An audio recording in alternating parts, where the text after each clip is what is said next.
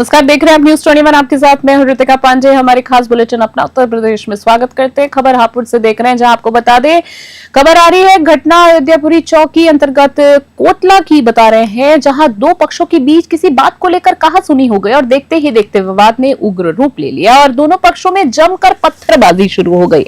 पथराव में एक महिला समेत 2 लोग घायल हो गए। वहीं सूचना मिलते ही पुलिस मौके पर पहुंची और हालात को नियंत्रित किया है। वहीं पुलिस ने 2 लोगों को मौके से गिरफ्तार भी किया है। वहीं पथराव का वीडियो सोशल मीडिया पर वायरल हो गया है, जिसे लेकर पुलिस मामले की जांच कर रही है। वहीं पुलिस ने कहा है कि दोषियों के खिलाफ सख्त कार्रवाई की जाएगी और इलाके में शांति बनाए रखने के लिए सतर्कता बढ़ा दी गई है। हापुड़ से मोनिश खान की रिपोर्ट।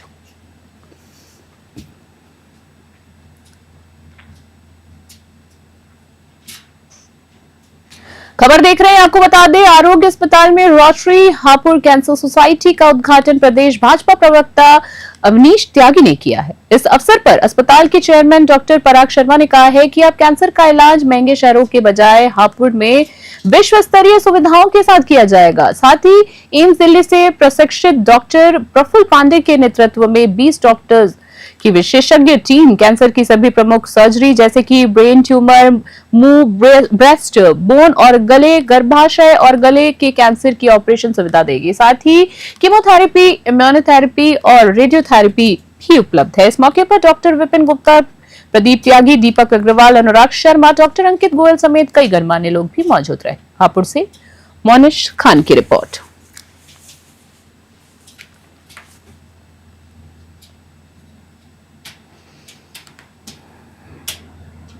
खबर आ रही है, जहां कछाना इलाके में उस वक्त हड़कंप और माहौल तनावपूर्ण हो गया जब आजाद समाज पार्टी के राष्ट्रीय अध्यक्ष और सांसद चंद्रशेखर आजाद को प्रशासन द्वारा सर्किट हाउस में रोक दिया गया। चंद्रशेखर दलित युवक को जिंदा जलाए जाने की घटना के बाद पीड़ित परिवार से मिलने जाना चाहते थे। एयरपोर्ट से पुलिस उन्हें सीधे सर्किट हाउस लेकर पहुंची, जहां उन्हें आगे जाने से रोक दिया गया है। इससे नाराज होकर एएसपी कार्यकर्ताओं ने करछाना में पुलिस की कई गाड़ियों में तोड़फोड़ कर दी और पुलिसकर्मियों से झड़प हो गई। इससे कई लोग घायल भी हुए हैं। साथ ही मौके पर बड़ी संख्या में पुलिस बल तैनात किया गया है। हालात को काबू करने के लिए जिला प्रशासन ने चंद्रशेखर आजाद से वीडियो कॉल के माध्यम से समर्थकों को समझाया है। उनकी अपील लाउड स्पीकर से प्रसारित की गई, जिसके बाद समर्थकों ने धीरे धीरे वापस लौटना शुरू किया। फिलहाल पुलिस ने कई उपद्रवियों को हिरासत में भी ले लिया है और गंभीर धाराओं में मुकदमा दर्ज कर जांच शुरू कर दी है। प्रयागराज से जेगम रिजवी की रिपोर्ट।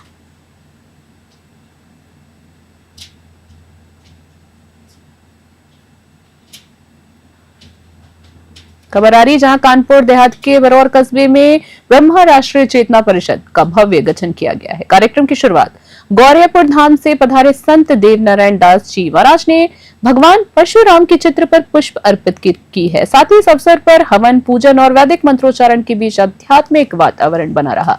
परिषद के गठन में प्रमुख भूमिका निभाई भाजपा के पूर्व जिला अध्यक्ष राहुल देव अग्निहोत्री ने, जिनके नेतृत्व में यह आयोजन संपन्न हुआ है। मुख्य अतिथि ने उनके उद्बोधन में कहा है कि ब्राह्मण समाज सदा ही समाज के कल्याण के लिए कार्य करता आया है और संगठन विशेष रूप से गरीब और जरूरतमंद ब्राह्मण परिवारों को मुख्य धारा से जोड़ने का काम करेगा। साथ ही पूरे क्षेत्र में आयोजन को लेकर भारी उत्साह और श्रद्धा का माहौल देखा गया। कानपुर से देहात से शुभ त्रिवेदी की रिपोर्ट।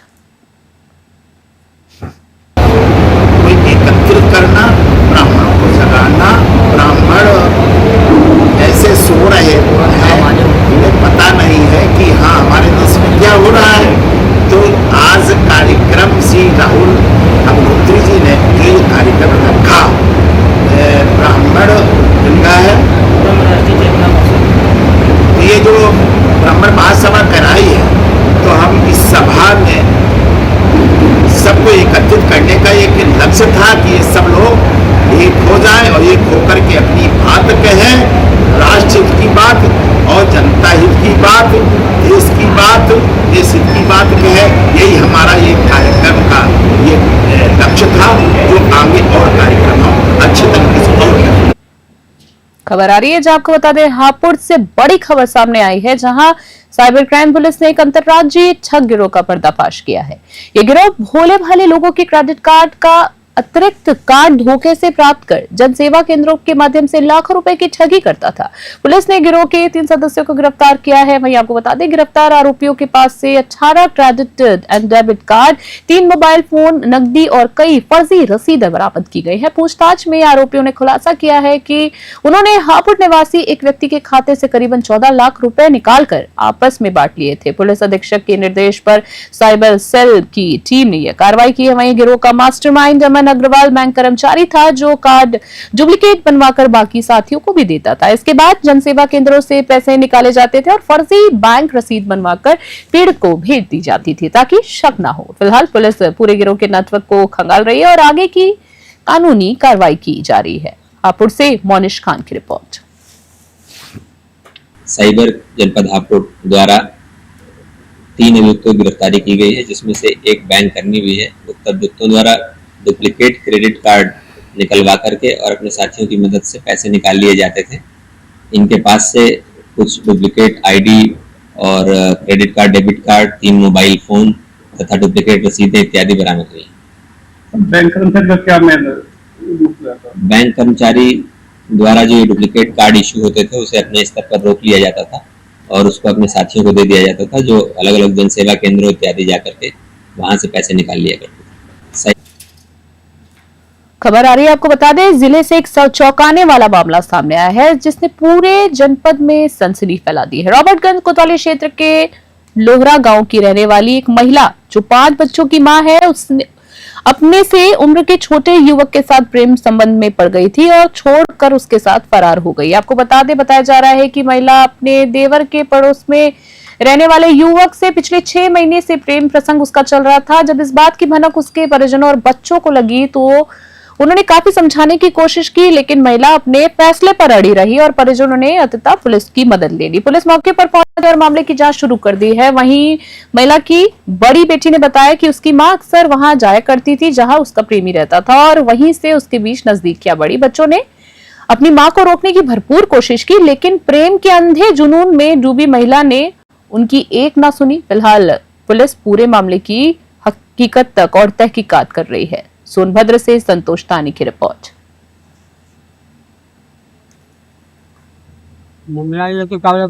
जरा तेज बोलिए। रख लीजिए। अच्छा, हाँ। कितने बच्चे हैं आपको? हैं 5 बच्चे हैं। हाँ। कितना सबसे बड़े लड़के कितना उम्र है? वो लड़कियां हुआ जो हो 18 साल। हाँ, नहीं 15-16 साल के 5 बच्चे हैं। हाँ। छोड़ के दूसरे के साथ चले गए। हाँ। तो अभी आप लोग क्या कर रहे थे यहाँ पे? वो आने आ रही है। तो फिर ले आने आए थे। हाँ। क्या बोल रही हैं? तो हम न गया। अच्छा, बच्चों को छोड़ के प्रेमी के साथ भाग गए। सोनभद्र में दानवीर भामाशाह की जयंती के अवसर पर शनिवार को कलेक्ट्रेट सभागार में एक गरिमामय कार्यक्रम आयोजित किया गया। इस दौरान मुख्यमंत्री योगी आदित्यनाथ के लखनऊ से हो रहे प्रसारण को व्यापारियों, अधिकारियों और आमजनों ने एक साथ देखा। आपको बता दें, मुख्यमंत्री योगी आदित्यनाथ ने इस मौके पर ऐलान किया कि अब हर वर्ष 29 जून को व्यापारिक कल्याण दिवस के रूप में मनाया जाएगा। उन्होंने भामाशाह के योगदान को अद्वितीय बताते हुए व्यापारियों को राष्ट्र निर्माण के अहम भागीदार कहा है और साथ ही कार्यक्रम में जिले के सर्वोच्च राजस्व करदाता और समाज में विशेष योगदान देने वाले व्यापारियों को प्रशस्ति पत्र देकर सम्मानित किया गया है। जिला अधिकारी बीएन सिंह ने कार्यक्रम को संबोधित करते हुए भामाशाह के जीवन का विस्तार से उल्लेख किया है। उन्होंने बताया है कि भामाशाह का जन्म 29 जून 1547 को राजस्थान के मेवाड़ राज्य के ओसवाल जैन परिवार में हुआ था। हल्दी घाटी युद्ध में उनकी अहम भूमिका और महाराणा प्रताप की मदद के लिए दी गई थी। असाधारण दानवीरता आज भी प्रेरणा का स्रोत है। सोनभद्र से संतोष ताहानी की रिपोर्ट।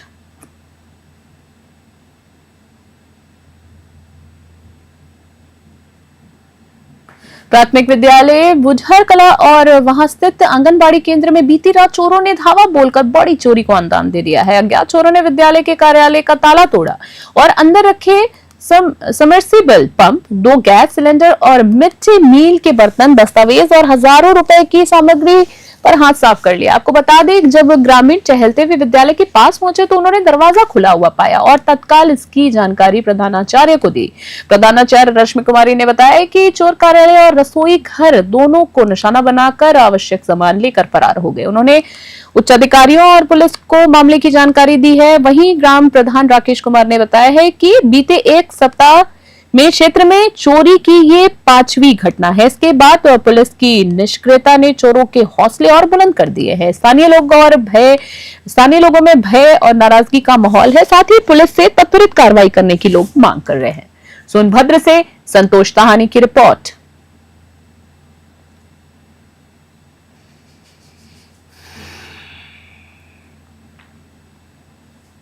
लखीमपुर खीरी से खबर आ रही है। आपको बता दें, लखीमपुर खीरी में फिर एक बार शारदा नदी के रौद्र रूप धारण कर लिया है।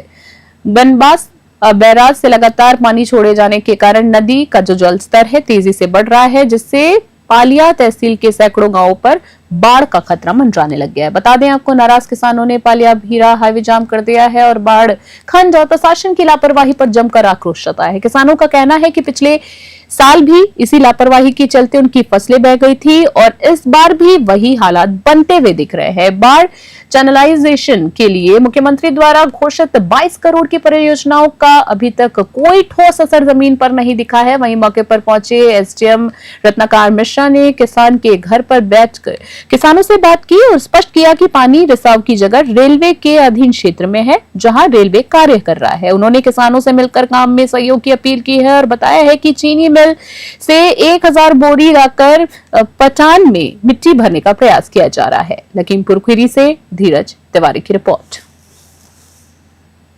ये अपने रेलवे वालों के साथ में एक मीटिंग कर ली जाए। प्रशासन और रेलवे से जो मीटिंग हुई उसमें यही इनका हुआ है, किसान अपनी तरफ से जितनी कार सेवा कर पाए वो करें और जो इनके तरफ से बोल्डर मुहैया करवा पाएंगे ये वो करवाएंगे और जाल मुहैया करवाएंगे। नहीं, उसमें इनकी बहुत सी खामियां रही हैं इसमें, क्योंकि खाली इन्होंने बड़े पत्थर डाल दिए गए थे बोल्डर, लेकिन उसमें मोरंग और वो छोटी बजरी जो डाली जाती है वो नहीं डाली गई थी। इस वजह से पत्थरों के बीच में जो गैप रह गया, वहां से पानी रिस्क है, वो नीचे को कटता जा रहा है, लाइन बैठती जा रही है। वो तो सर अगर लगा है नहीं लगा ये तो सब जानते हैं, यहाँ पे इलाका जानता ही कि उसमें क्या हुआ है, लेकिन उसमें बात ये है कि अगर उसको तरीके से लगाया जाता, पूरा सही तरीके से काम हुआ होता तो ये नौबत नहीं आती। कुछ लोग यहाँ धरना प्रदर्शन कर रहे थे जो प्रभावित होने वाले ग्रामवासी हैं, उनसे वार्ता की गई और उनका सहयोग लेके कार्य करने का हुआ है। वो भी सहयोग करेंगे, रेलवे बाकी अपना संसाधन बढ़ा के कार्य कर रहा है, तो वो लोग बोरियां वगैरह जिसके पास जो भी संसाधन है मिट्टी वगैरह डालने में इनको सहयोग करेंगे और प्रयास किया जाएगा कि ट्रैक कटे नहीं। तब तक रेलवे के जो वरिष्ठ अधिकारी उनसे भी वार्ता हुई। ऐसा है, ट्रैक जब ये बना है तो उसके नीचे बोल्डर है, ट्रैक कटने का भी नहीं है, बोल्डर है, उससे रिसाव करते हैं।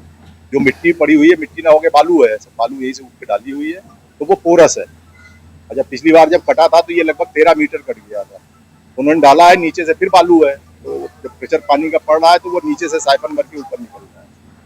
ये है, तो हम लोग प्रयास कर रहे हैं, उम्मीद है कि अच्छा पानी का भी स्थिति है कि रिसीव कर रहा है।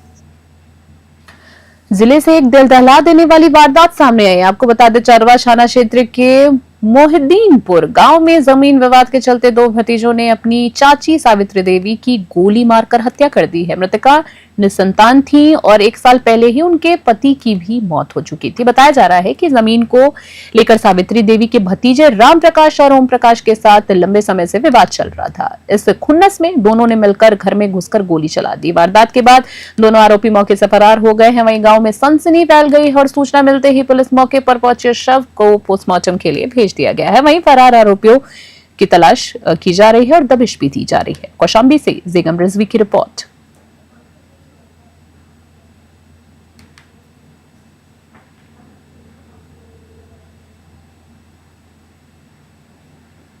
अभी के हमारे खास बुलेटिन में फिलहाल के लिए इतना ही। देश और दुनिया की बड़ी अपडेट्स के लिए देखते रह बने रहे। तब तक के लिए नमस्कार।